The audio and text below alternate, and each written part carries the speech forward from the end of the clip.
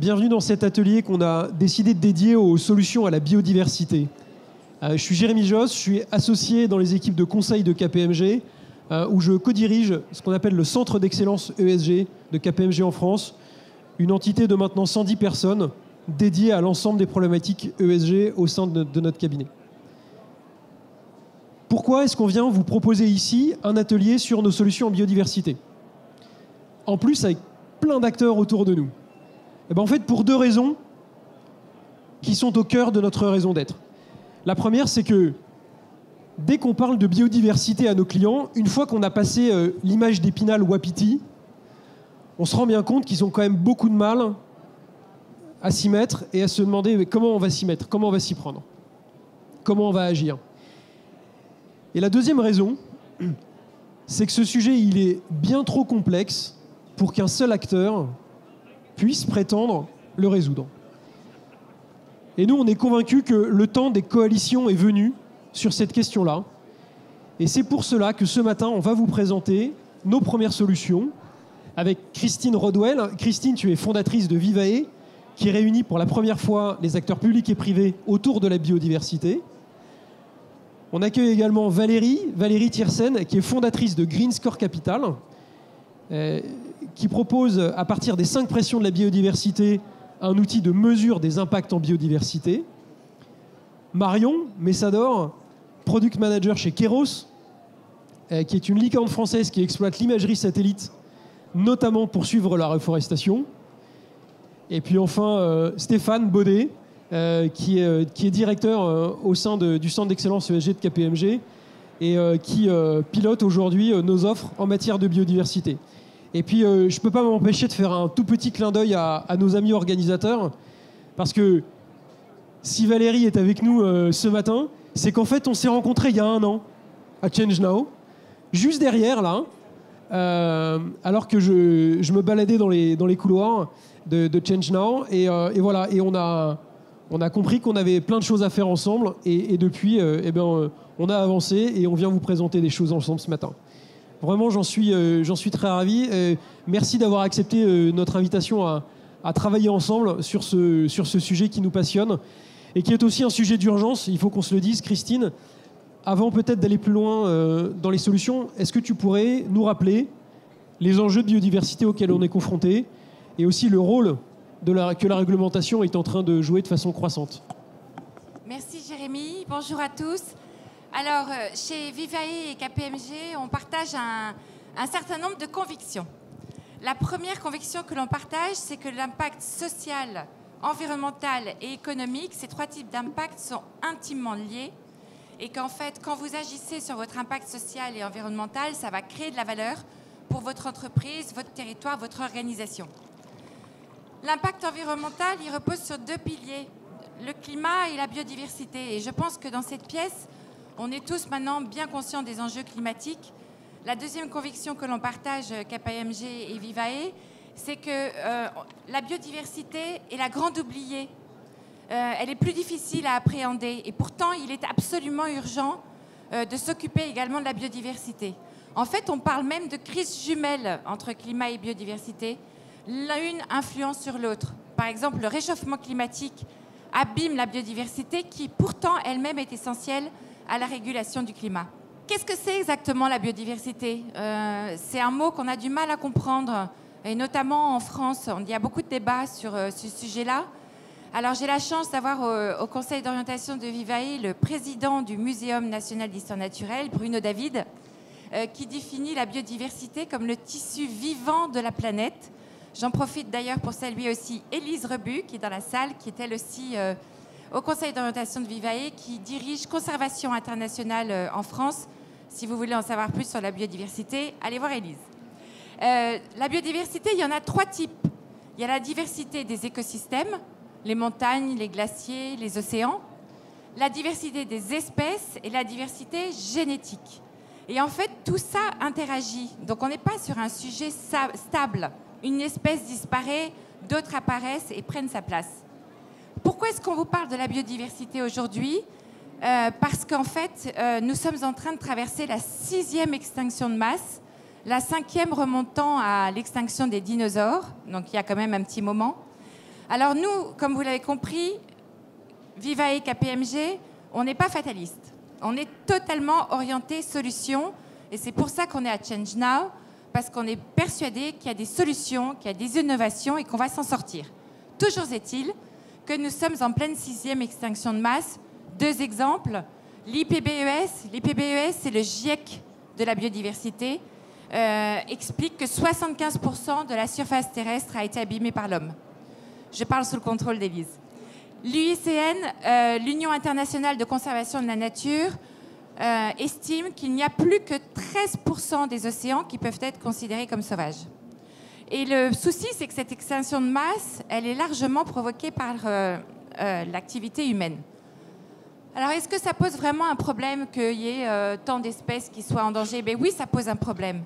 Parce que la nature nous délivre toute une série de services écosystémiques. Je vais vous expliquer ce que ça veut dire. Que l'on a considéré pendant longtemps comme gratuits et illimités. Et on se rend compte aujourd'hui que, premièrement, ils ne sont pas illimités. Chaque été, on ouvre le journal, assis sur la plage, et on lit l'article qui nous dit « Mauvaise nouvelle, nous avons aujourd'hui consommé toutes les ressources que la planète est capable de produire. » Et cette date, chaque année, elle avance. Ils ne sont pas gratuits non plus. Un des services écosystémiques, c'est la pollinisation. C'est le fait que des insectes pollinisent. Et aujourd'hui, on manque d'abeilles dans une région des États-Unis où on produit des amandes. Et du coup, il y a des pauvres abeilles qui se trouvent embarquées dans des camions, c'est véridique, qui traversent le continent américain pour aller polliniser les amandiers pendant la période où on a besoin d'elles. Inutile de vous dire que l'impact sur le climat est absolument fantastique. Donc les services écosystémiques, vous les avez à droite, mais quelques exemples. Services d'approvisionnement, la biodiversité nous fournit les aliments dont on a besoin pour se nourrir, le bois dont on a besoin pour nos constructions, la régulation du climat, la régulation de l'air que l'on respire. La culture, c'est le fait que quand on se promène en forêt, on se sent très bien. Et ça favorise, des études scientifiques le montrent, la productivité, la créativité. Donc il est urgent d'agir parce que la détérioration de la biodiversité fait que ces services écosystémiques qui ne sont ni gratuits ni illimités, mais qui sont pourtant essentiels, non seulement à l'activité économique, mais au passage à la survie de l'espèce humaine, sont en danger. Alors la bonne nouvelle, c'est qu'on ne reste pas les bras ballants et que la réglementation... Alors bon, là je vais passer très vite, mais si on ne s'occupe pas de la biodiversité, il y a des risques qui pèsent sur nos organisations. Un exemple, Procter & Gamble, il y a 2 ans, lors de son assemblée générale, 2/3 des actionnaires ont voté une motion de défiance à l'égard de la direction générale de Procter & Gamble qui n'avait pas mentionné la nature dans son topo. Or, les actionnaires n'étaient pas forcément fous amoureux des pandas, mais ils considéraient qu'une entreprise qui s'appelle Procter & Gamble ferait mieux de se soucier de son impact et de ses dépendances vis-à-vis de la nature. Alors, la bonne nouvelle, je disais, c'est que la réglementation est en train de se corser.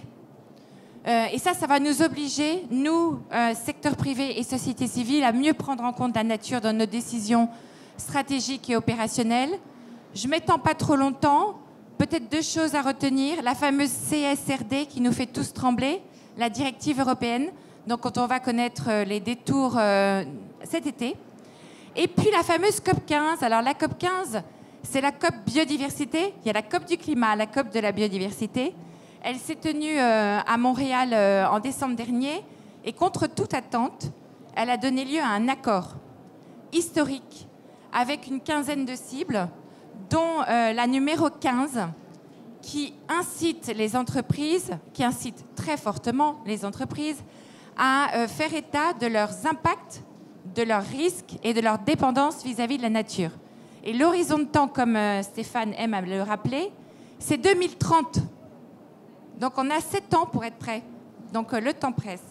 Ça, c'est pour la réglementation. Alors, je sais ce que vous allez me dire. Vous allez me dire, bon ben très bien, tu nous as fait peur, il faut qu'on agisse, mais comment je fais? Parce que sur le climat, je sais ce que je dois faire. Je dois réduire mes émissions de carbone et ensuite je dois les compenser. Mais sur la biodiversité, je ne sais pas ce que je dois faire.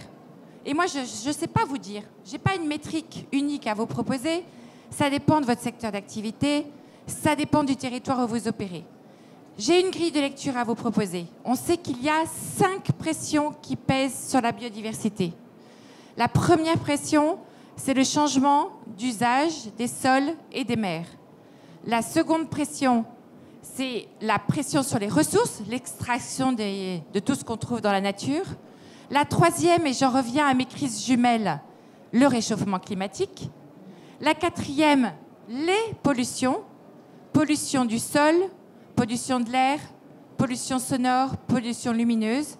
Et enfin, la cinquième, les espèces exotiques envahissantes. Je n'ai pas le temps de détailler, mais on pourra répondre aux questions. La première solution que nous vous proposons aujourd'hui, Vivae, KPMG et nos partenaires, et notamment toi, c'est d'examiner ces 5 pressions et de vous dire, moi, dans mon secteur d'activité, sur le territoire où j'opère, parmi ces 5 pressions, quelles sont peut-être les 2 pressions qui me concernent et comment je vais les expliquer pour embarquer mon organisation avec moi sur les sujets qui me concernent. Et un petit exemple, et j'arrête là, c'est l'exercice qu'a fait Air Liquide. Et Air Liquide s'est rendu compte que son impact sur la biodiversité, c'était l'eau rejetée dans l'écosystème. Ce n'était pas la qualité de l'eau, ce n'était pas la quantité de l'eau, c'était la température de l'eau. Et ils ont retenu comme premier indicateur pour se mettre en marche, réduire de 2 degrés l'eau que je rejette dans mon écosystème. Écoute, merci beaucoup Christine. Alors, dans ce contexte d'urgence que tu as décrit, on a effectivement choisi d'unir des forces. Pourquoi ? Parce qu'on est des tiers de confiance, parce qu'on est résolument orienté vers des solutions, on a envie que ça bouge et que ça change. Et on met aussi l'innovation au cœur de nos démarches. C'est pour ça qu'on a souhaité s'entourer de solutions innovantes avec lesquelles on travaille. Et de cette collaboration, vous le voyez, est né un parcours sur la biodiversité, d'où je pars et où est-ce que je peux aller. Pas seul, mais avec énormément de partenaires. Stéphane, est-ce que tu peux rapidement peut-être nous parler de ce parcours et surtout du point zéro de ce parcours qui est le point de départ, la maturité et l'outil qu'on a développé pour parler de la maturité en matière de biodiversité. Oui, tout à fait. L'urgence qu'on a à agir pour vraiment être au rendez-vous de 2030, les entreprises sont dans une espèce de tenaille en fait, où il y a cette date de 2030 et en même temps, il y a des outils, on n'est pas encore aussi mûr que sur le climat, mais il y a déjà des outils dont on peut se saisir et on vous en présente quelques-uns aujourd'hui. Et ce serait une erreur pour les entreprises, quel que soit leur niveau d'appropriation et de métabolisation de la problématique de la biodiversité, de se dire finalement on va attendre que ce soit un peu plus mûr. Parce qu'on n'a pas le temps d'attendre, on a 7 ans pour agir. Donc il faut déjà que les entreprises, si elles ne l'ont pas déjà fait, puissent évaluer leur maturité sur la biodiversité en regardant un certain nombre de dimensions et en regardant finalement où est-ce que j'en suis dans la prise en compte de la biodiversité, dans ma gouvernance interne, dans mes relations avec les parties prenantes, en quoi est-ce que ça vient faire évoluer l'orientation de mon business, en quoi c'est intégré dans la gestion des risques, en quoi j'ai déployé des méthodes et des mesures qui me permettent de m'en saisir quantitativement, en quoi j'ai généré des données et j'ai des processus qui permettent d'avoir des données en interne et en externe, quels outils je me donne et comment est-ce que j'intègre ça dans mon reporting. Et donc on a construit cette matrice de maturité que je ne vais pas vous déployer en entier, mais simplement voilà, au niveau de maturité peu élevé, l'entreprise a peu ou pas identifié la problématique au niveau de la direction et du COMEX. Les risques ne sont pas bien identifiés, pas bien connus, et l'entreprise n'a pas d'outils et de données. Et là, elle a besoin de solutions, elle a besoin d'un fil pour réussir à dérouler progressivement la pelote. En maturité moyenne, l'entreprise a commencé à évaluer ses risques. Elle prend en compte les 5 pressions dont Christine vous a parlé dans son analyse, et elle réussit à faire une première collecte de données internes. Puis à un autre niveau de maturité, l'entreprise a intégré la biodiversité dans le plan stratégique. Elle met en place des actions pour répondre aux pressions déterminantes qu'elle a identifiées et elle a commencé à rentrer dans des cadres volontaires comme la TNFD ou à structurer des démarches soutenues par la science comme les démarches Science-Based Targets for Nature qui ont été publiées hier. Et enfin, en mode pionnier, l'entreprise a transformé une partie de ses risques en opportunités. elle est devenue leader de sa filière, elle donne le là, elle fournit des outils et elle oriente la filière et elle prend en compte la biodiversité dans les décisions d'investissement. Et bien évidemment, tout ça, ça se traduit dans les différentes dimensions qu'on vous a citées précédemment. Et donc vous voyez, c'est un chemin en fait sur lesquels les entreprises sont engagées ou vont avoir à s'engager, et nous proposons des solutions pour les accompagner à toutes les étapes de ce cheminement-là. Parce qu'on considère que c'est une véritable transformation à engager. C'est pas seulement technique, c'est pas seulement scientifique, c'est aussi une mobilisation de l'ensemble de l'entreprise dans toutes ses dimensions. Et c'est pour ça qu'on a voulu vraiment pouvoir permettre à nos clients de se positionner, de définir leur ambition et à partir de là, de construire la feuille de route pour y arriver extrêmement concrètement, pour se mettre en chemin vite, s'engager et puis aussi, comme tu le disais Christine, travailler sur les chaînes de valeur. Parce que c'est toute la chaîne de valeur qu'il faut pouvoir retravailler. Et l'écosystème. Stéphane le disait, il y a quand même un moment où il faut pouvoir mesurer ces 5 pressions. Dans mon stade de maturité, Valérie, celui qui commence à traiter de la biodiversité, Stéphane le disait, il prend en compte les 5 pressions. Ce qui est intéressant avec ce que tu as développé, c'est qu'on a précisément un outil pour mesurer l'empreinte de biodiversité à partir des 5 pressions. Et donc, est-ce que tu peux peut-être nous expliquer ce que vous proposez, comment ça fonctionne et ce que ça peut amener dans une transformation autour de la biodiversité? Alors, je ne vais pas revenir sur les 5 pressions sur la biodiversité. Je pense que Christine t'en a déjà bien expliqué les contours. Au-delà d'être une classification scientifique, portée donc par l'IPBES, le GIEC de la biodiversité, ce qui nous intéressait dans l'approche, c'est qu'elle est facilement reliable à l'activité humaine. Parce qu'on comprend quand on vient dégrader un habitat, on comprend quand on surexploite une ressource, on comprend quand on émet des gaz à effet de serre, quand on pollue, ou qu'on va introduire des espèces invasives de l'autre bout du monde parce qu'on va aller chercher des matières premières en Indonésie, en Australie ou ailleurs et qu'on va les ramener chez nous. Donc, en tant qu'entreprise, j'arrive aussi derrière à identifier facilement où ça se passe au niveau de ma chaîne de valeur. Et donc ça, pour nous, c'était important de relier le scientifique au business et à des actions pragmatiques et de permettre aux entreprises d'identifier plus facilement les leviers d'action.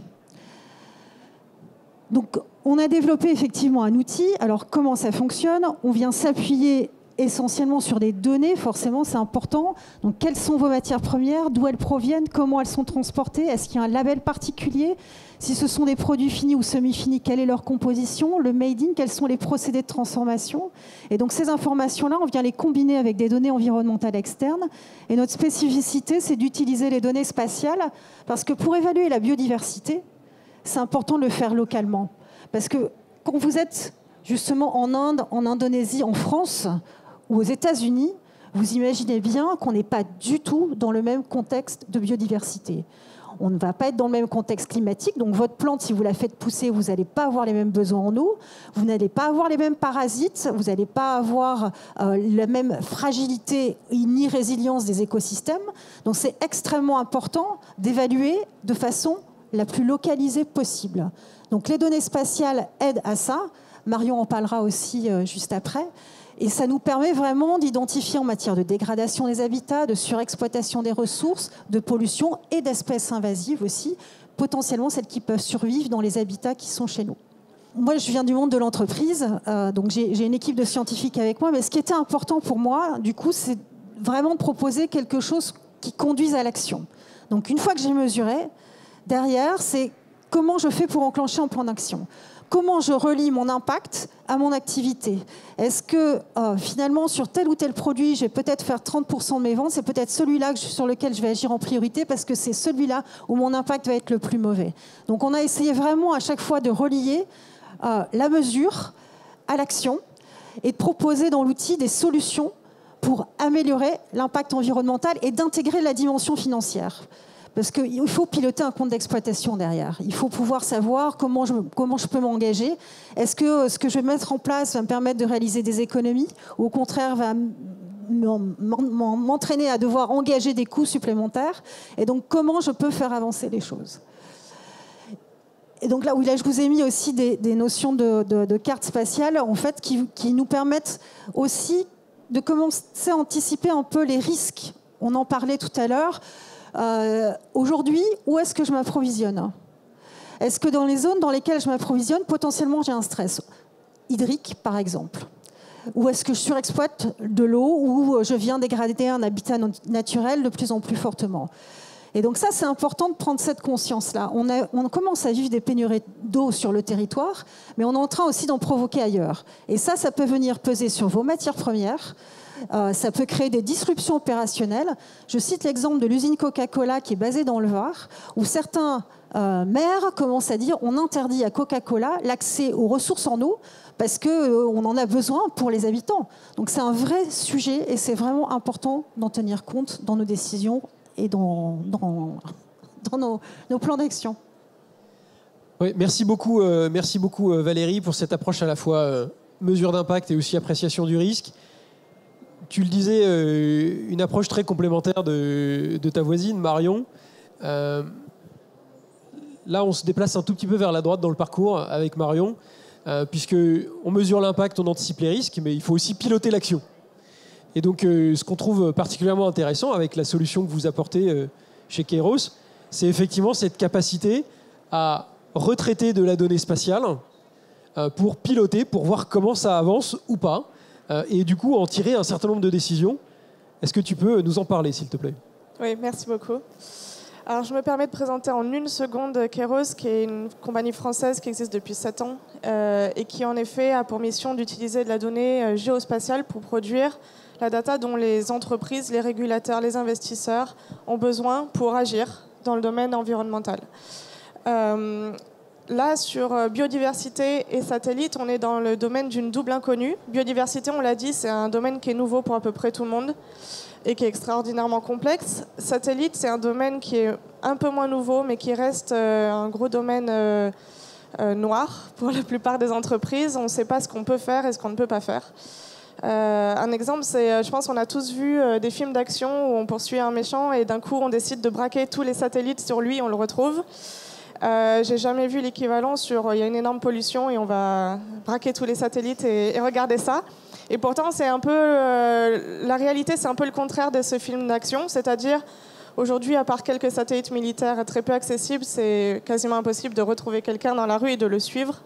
Par contre, c'est tout à fait possible d'utiliser du satellite pour voir quelqu'un qui pollue à l'autre bout du monde et l'identifier. Donc nous, c'est ce qu'on fait. On récupère de la donnée satellite, on développe des algorithmes là-dessus qui vont pouvoir traiter du big data, ce qu'un être humain ne peut pas faire, pour regarder dans le monde entier en quasi-temps réel et pour regarder des signaux qui ne sont pas forcément visibles. Donc j'y viendrai avec quelques exemples dans 5 minutes. Ce que je trouve important dans la démarche aujourd'hui, c'est de dire, en fait, c'est un sujet complexe, on veut s'y mettre, mais on ne sait pas par où commencer. Et en effet, il y a des niveaux de maturité. Et en fait, les outils qu'on croit complexes, le satellite, les algos, je ne sais pas ce que ça signifie, eux aussi peuvent être déployés, quel que soit le niveau de maturité. Donc j'ai essayé de donner quelques exemples en disant, voilà, on peut faire des choses différentes suivant là où on en est. Donc peut-être première étape, si on est au début, on a des outils pour identifier quelles sont nos priorités. On a dit Air Liquide, ils se sont dit c'est la température de l'eau, on va bosser là-dessus. Donc pour moi, le satellite, là où ça va vraiment aider, c'est on va pouvoir sensibiliser en interne et en externe, donc y compris les décideurs de l'entreprise, parce qu'on va avoir de l'image, on va avoir des cartes, on va avoir des données, et ça c'est très convaincant. Et c'est convaincant en interne pour dire ah oui, là il faut vraiment qu'on agisse. Et c'est convaincant aussi pour pouvoir justifier l'action qui est prise et qui est parfois un impact économique lourd. On va réduire telle chose, on va investir dans cette action. Et le deuxième élément ici, c'est qu'on va pouvoir aussi se focaliser sur les priorités. Et donc ça, encore une fois, c'est quelque chose qui peut être construit à l'échelle de l'entreprise.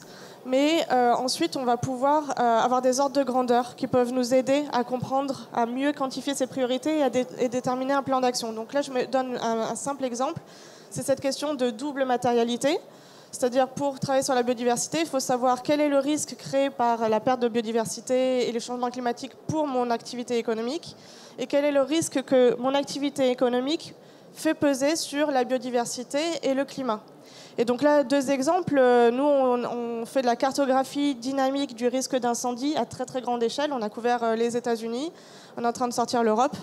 Et on met ça à jour tous les mois. Et c'est de la granularité à 20 mètres, donc c'est vraiment à l'échelle de l'asset. Donc ça, c'est le genre de choses, voilà. J'ai vraiment quel est le risque pour chacun de mes assets et je peux m'adapter.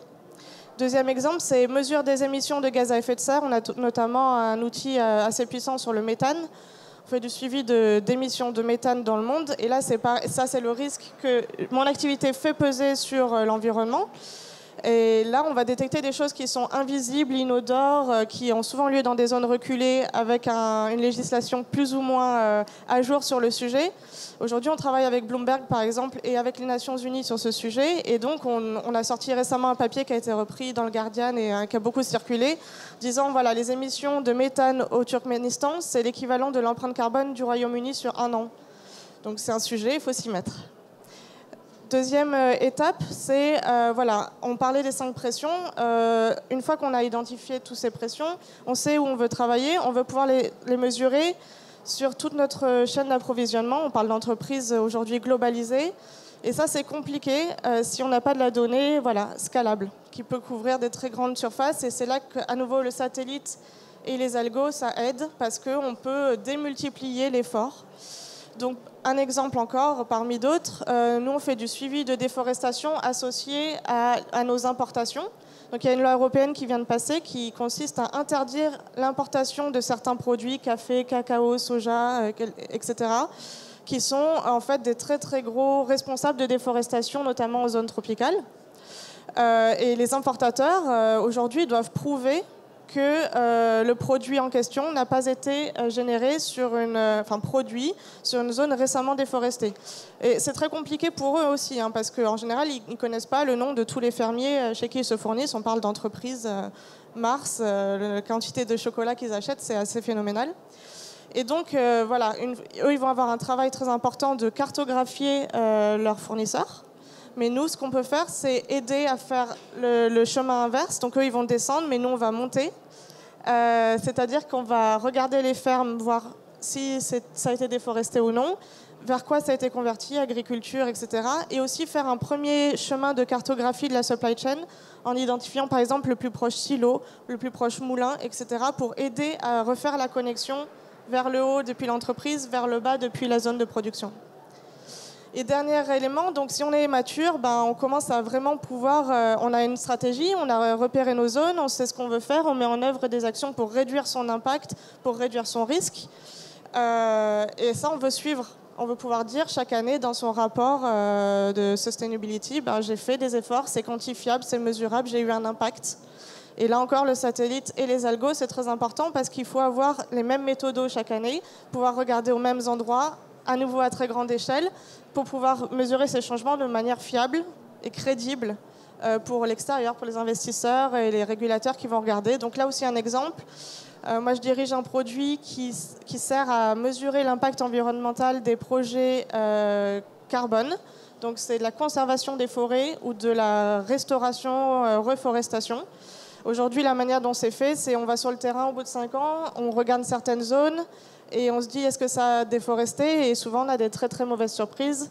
Si Greenpeace n'est pas venu s'attacher aux portes avant. Et donc, c'est un risque de réputation pour les entreprises. C'est un risque d'investissement parce qu'il y a des entreprises qui mettent des millions là-dedans. Et il y a beaucoup de mauvais dans l'industrie, mais il y a beaucoup de gens aussi qui font ça de manière sincère et qui, en fait, se font avoir parce que c'est compliqué de mettre en œuvre un projet de ce type. Et qu'ils n'ont pas la donnée pour faire le suivi de manière fiable. Donc voilà, c'est un peu le mode ultime quand on arrive à déployer ces outils pour assurer que la stratégie, elle est crédible et elle tient dans le temps. Voilà, merci beaucoup. Merci. Alors, vous voyez, la coalition est en marche. Plus d'excuses, quelque part. Le parcours est là. Les méthodes sont là. Les outils sont là. Les innovations sont là. Depuis... la mesure de la maturité jusqu'au suivi de l'action, en passant par la mesure de l'impact et la construction de la stratégie et de la feuille de route. Merci d'abord, mesdames, de nous avoir accompagnés et d'avoir préparé avec nous cet échange. Longue vie à tout ce que vous développez et j'espère qu'on aura d'opportunités de continuer à travailler ensemble. Et donc voilà, encore une fois, l'action est là. C'est un appel à l'action aussi qu'on vient lancer ce matin, en disant que les outils sont là, les méthodes sont là, il faut se lancer. On a un point de départ et on est prêts tous ensemble à vous accompagner jusqu'au point d'arrivée.